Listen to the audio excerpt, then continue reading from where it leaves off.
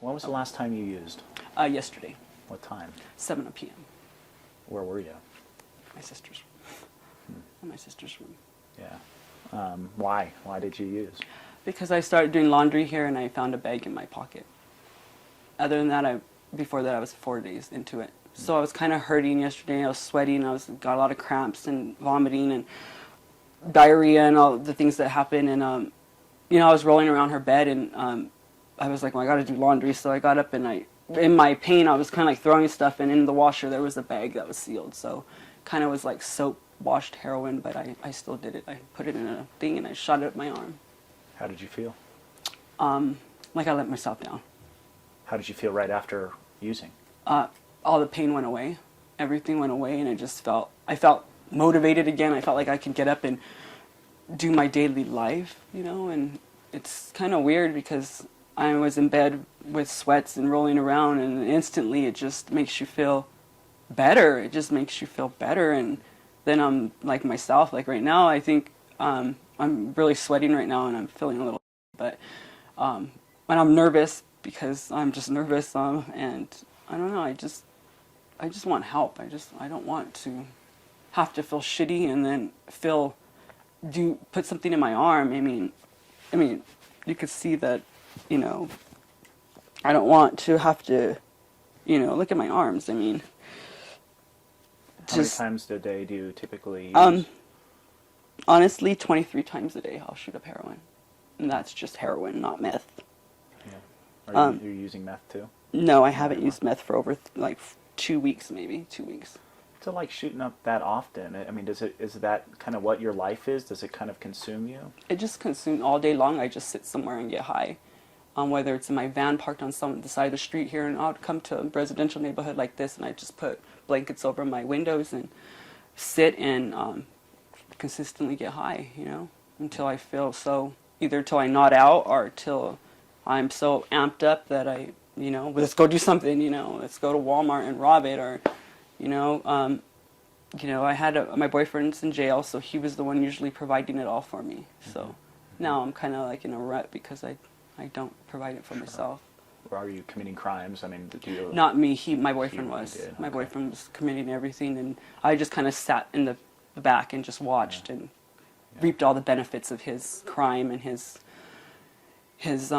drug. He brought all the drugs in the relationship, and and I mean for the crime. I mean he was buying ounces of heroin at a time, so I didn't really have to worry about where my next fix was going to come from until October 23rd. He got arrested, and since then I kind of been struggling to find out where I'm going to get my next high from, because I don't have any way of, and I'm too scared to go still because I don't want to get in trouble. My mom would probably really beat the crap out of my hand and be like, what did you do that for? You don't take from people. But so where do you find the next high? I mean, are you able to use... Right now I have a little piece of Suboxone that I'm going to take. I'm going to take, I don't know where else to get no more from. I know that there's a doctor that prescribes them that might take Medicaid, but I'm going to have to pay for the prescription. So my mom, she did say that if I found someone that would prescribe me the medicine, that she would pay for my prescription. So that's... So why do you want help? I mean, you called us and you're, I just feel like I was calling these numbers because, they're on TV and it's repetitive commercials about, how it's been... I just felt like they were speaking to me like, Maria, get help. Maria, there's help. There's help. There's help. There's all these things on TV saying they're going to help you. So I called them, and a lot of them just want to know where I'm getting my drugs from, how often I'm doing them, and what my insurance is. And then, we'll call you back with a referral, and then nobody calls you back. Nobody calls you back. Nobody, nobody, nothing, And I've called 3 or 4 times, and nobody's called me back, and I want help. I want my life back. I want to get a job again. I feel that I'm ugly. I feel that I look horrible. I'm really thin. And I think I'm a beautiful woman. I'm a very smart woman. I have a culinary degree. I have a pharmacy degree, and I don't do anything with any of that because I'm hooked on drugs. I don't have anywhere to live, and I'm 37 years old. And I'm struggling just to feed myself. If my family wasn't so willing to help me, then I don't know where I'd be. I'd be out underneath the tree with other people, and I just think that's not a way to live. I don't want to live the rest of my life like that. I don't want to be on drugs. I do not want to be on drugs. I'm tired of being on drugs. I'm tired of living in a car. I'm tired of feeling like I hate myself. I'm tired of, I struggle with a little bit of mental health. I've tried to kill myself before. I don't want to get to that level. I don't want to get to the point where I'm nailing a rope to the ceiling so I could take my own life. I don't want to get to that point again, and I feel that that's where I'm going, because the addiction to heroin is so intense. The craving for it is so intense, and it's nothing I've ever felt before. You know what I mean? Nothing I've ever dealt with before. So And it's you just have a family history too, right? I mean, talk about your family a little bit. Yeah, my with. Yeah, the, they have some. You have some addicts in your family. Right? I have addicts on my mom's side of the family that my mom has always done her best to keep us away from. But as a young teenager, I ran away from home, and I kind of seeked out my mom's side of the family that was usually all they're all heroin addicts that are back in California. But like I moved here 17 years ago, so I really don't have any connection to them. Like I just know they do it. They don't. I've never got it from them or even asked them about it. But what's it like to see them and hear that they're passing away? It's scary. It's scary because I feel that that they're up, using every day, and their life was still going on, then mine could still go on. But because, they're so long-term users and they're overdosing, it's scary because, like, I don't really know. Every time I stick that needle in my arm, I shake. I shake because I don't know if this is going to be the one that does me in, or is this going to be the one that makes me feel so good that I'm just so happy and I could do anything, I could, I'll babysit all, like, and you're just like, you're so game for everything when you're high, you're just in this like, woo, yeah, that's, kind of good mood, and when you don't have it, you're just kind of like, don't talk to me, leave me alone, you're just this whole different person. So you've tried to call hotlines. Yeah. Have you tried anything else? Any other numbers or clinics? No. No. Okay. I did call Stout Street, and they were trying to find funding for me, but because I've been to their 30-day program already, they weren't really interested in finding me funding, I guess. They had other people that had never been there that were asking for funding, so. What do you think it's going to take for you to get clean? I just think it's going to take me a good program, and maybe I don't know about methadone. I never did any of those. I think I could do it without any help from any kind of medical like prescriptions that they're trying to give people. I think I'm a strong enough person to do it. I think it's going to take me to get out of Colorado. I think I need to go to somewhere where a rehab that's somewhere out of Colorado to where I don't have any way to get back, or to just get up and walk out of it and be like, well, I'm leaving because I know what bus comes here and I'm going to go get it, because, I mean, the drive, I'm a strong-willed person, but I feel that heroin it's got some part of me that I don't even know how to control, or how to control it, there's no controlling it, I don't know how to explain it, there's just no controlling it, Do you think getting out of Colorado will help you because you won't know anyone, or because there's so much heroin here? Why do you think getting out of Colorado will help you? I think both of those reasons. I think because I won't know anyone, and because there is a lot of heroin here in Colorado. It's easy to get. Anybody can get it. I mean, I've seen kids that are younger than me. 20 years old down at the park living underneath the bush already because they want to do heroin every day. And it's sad because I have a kid that's 21 years old, to be sitting underneath a bush with a 21-year-old that is been doing heroin for, 2-3 years, and I'm like, whoa, that's sad, it's sad that everybody can just get it, anybody can get it. If you wanted to get it, you could walk down there, and all you have to do is dress a little more casual, and they'll give it to you, and they don't have no problem. They'll even give you a needle if you wanted, and... Let's be hopeful here for a second, okay? You get into a program and you get clean. What do you want to do? What's the future look like for Maria?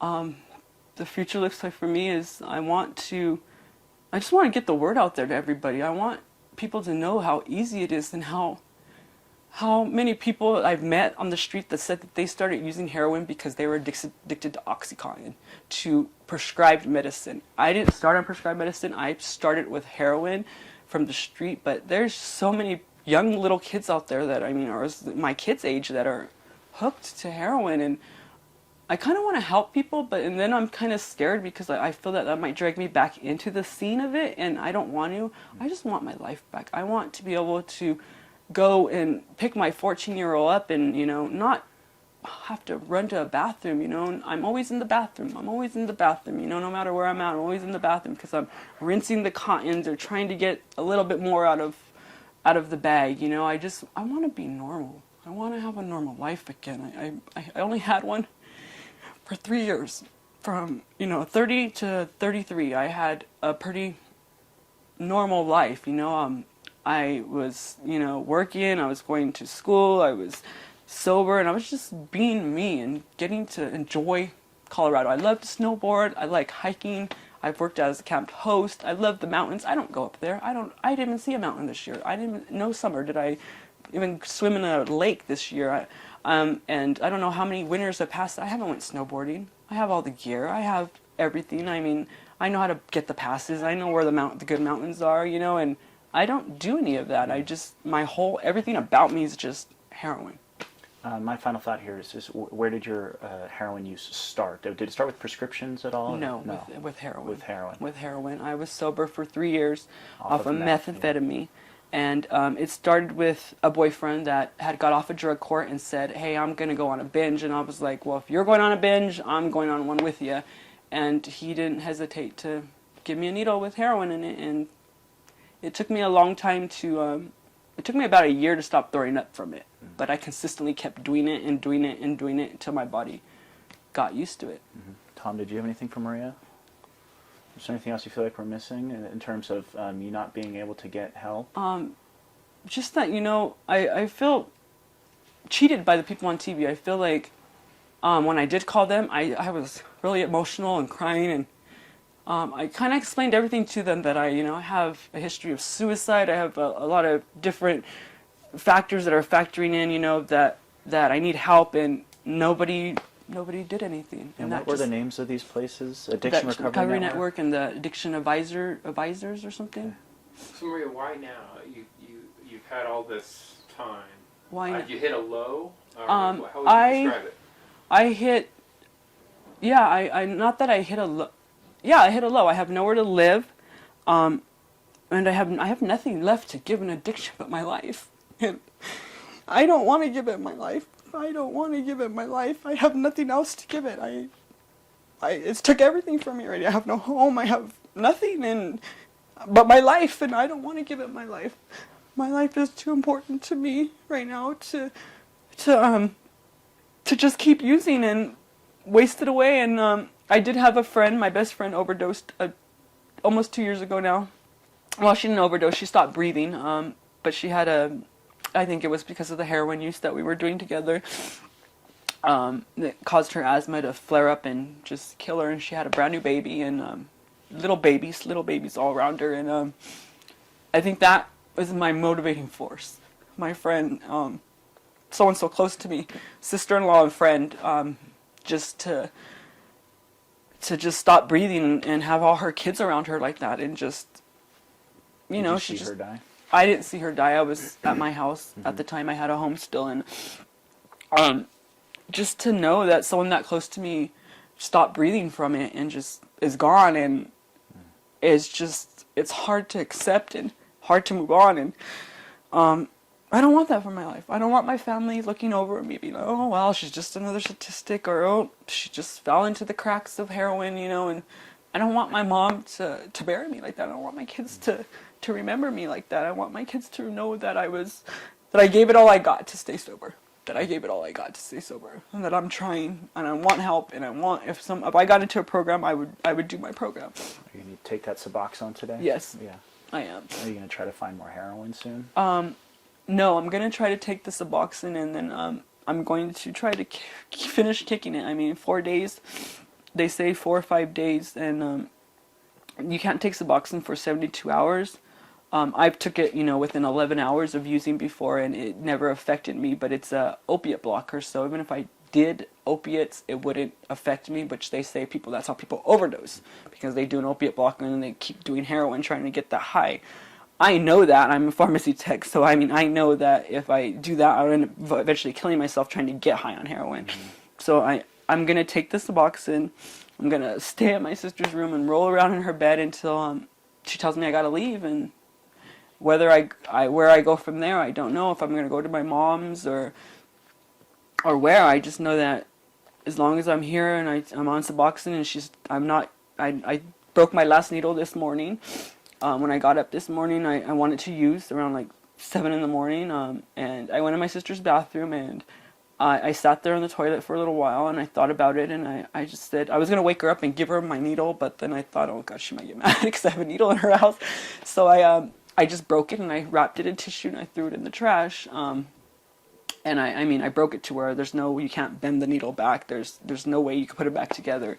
So I'm kind of, I don't know what I'm going to do.